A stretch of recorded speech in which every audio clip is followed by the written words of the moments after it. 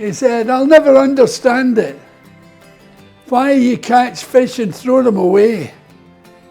Are you crazy people? And the guy who owned the fishery said, do you have any interest in sport yourself? He said, I like tennis. He said, when you finish the game, do you eat the ball? And I thought, that's perfect.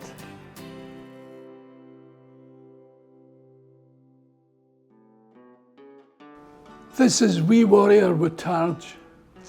I don't know why he's off the ground. I like him.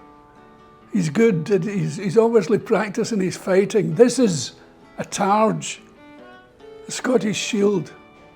The Scots discovered that if they could use this shield, the thing to do was to belt the enemy away with the Targe and strike down with your sword, and then come back in with your shield and just shovel them away and plough your way through the enemy.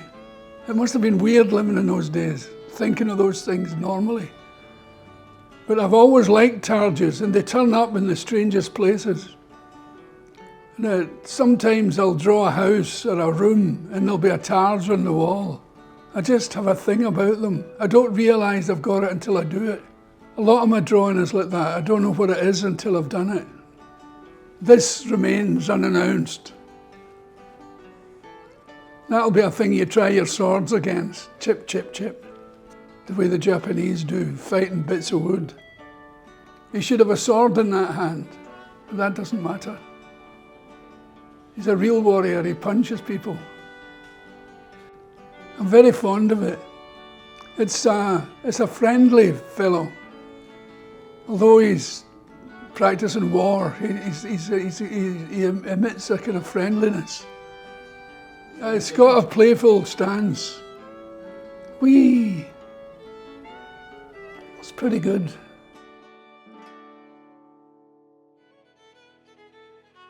Step We Gaily. Yeah, he's stepping gaily. He doesn't care a hoot. This came upon me about 6 months ago. I hadn't seen him in years.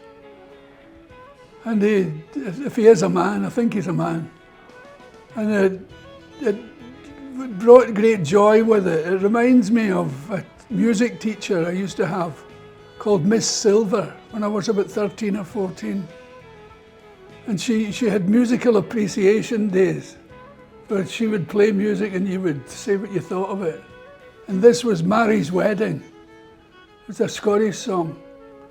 And it's step we gaily, on we go, heel for heel and toe for toe, arm in arm and row, all for Mary's wedding. And it's da da da da dee da dee da da dee da dee da dee da da da dee da dee da da da dum da dum. And it's meant a great deal to me ever since. That's Step We Gaily, and it's wonderful. He's doing the perfect move for stepping gaily. You can imagine him in a little hall in the Highlands on a Friday night. I love it. Baby Flier. It's like a child diving into a swimming pool. The Flier came second. The wings were an afterthought. He looked a bit lonely with no wings. Babies look as if they should fly or float. I like the way the yellow and white makes it translucent, like a bee's wing. I draw a lot of wings. Sometimes it's an afterthought and sometimes it's intended. But it seems to portray a lot of things like long life and grace and sort of worldly holiness. Like I did it on Blue Angel, and it made him, when I drew the wee man first and then I did the wings, and it just made him what he should be. And it's like old people have a holiness about them, and babies have a holiness about them. My childhood was kind of dark, with divorce and being brought up by strange aunties.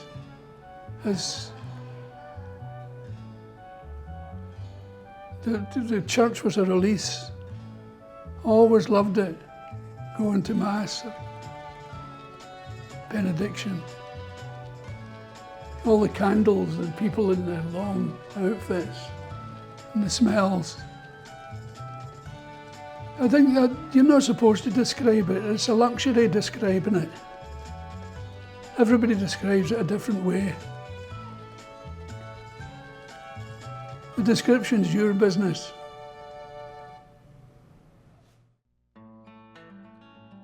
This is the charmer.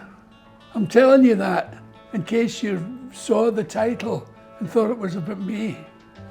It's funny because he's obviously a snake charmer, but that's not what he started out to be.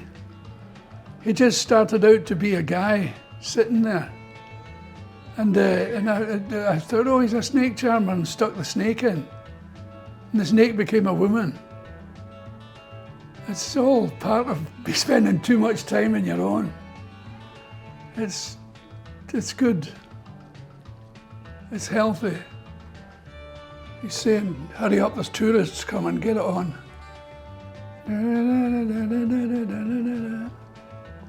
I like this, I really like it. I like it more than I've liked it before. Just the flowing of the colours, the way the lines are so together. It's given it a flowing sort of feel that I didn't know it had. They're all little presents, these things. You do it for one reason and it comes up for another reason. I do that quite a lot. I draw a thing and I think it's finished. Then I realise there's a lot of page doing nothing. So I'll stick something else in, something that isn't even related, something up here. In the early days I did a lot of skies and moons and suns. But recently it's come down to this. It has come to this. Billy, it has come to this. This is permit from memory. A permit is a fish here in Florida. And it's a sea fish. And it haunts the waters where they're shallow. And he's big himself. He grows quite big. He's nothing like this. That resembles a permit. That's the nearest we get to a permit in this drawing. It just is a fish. And the permit is hunted. And he's not good to eat, so he'll always be there. And the great fishers catch him and then let him go. And it's lovely. And people never understand it, that you catch fish and let them go. But I saw it described once in America. We were sitting in the fishery at night. We were having our dinner. And there was people who weren't fishers who were there, talking away. And there was an American guy. And he said, I'll never understand it. Why you catch fish and throw them away? Are you crazy people? And the guy who owned the fishery said, do you have any interest in sport yourself? He said, I like tennis. He said, when you finish the game, do you eat the ball? And I thought, that's perfect. It's just bang on. There's something wonderful about catching a permit. They eat in a circle. They gather and they eat crabs from the bottom of the sea. They're not a deep water fish. And they'll come above the water when they're feeding. These will come wiggling like that. And you think, there they are, over there, you'll start getting ready. And you can nail them and have a fight and then let them go. And it's one of the joys of life. It's a joyous, wondrous thing to do. And I wanted to draw one, and then about 3 lines into it, I lost control of it. And it became this blue balloon. And that it will stay. There's nothing like a permit. but it was a permit that drove me to draw it. And it's fine.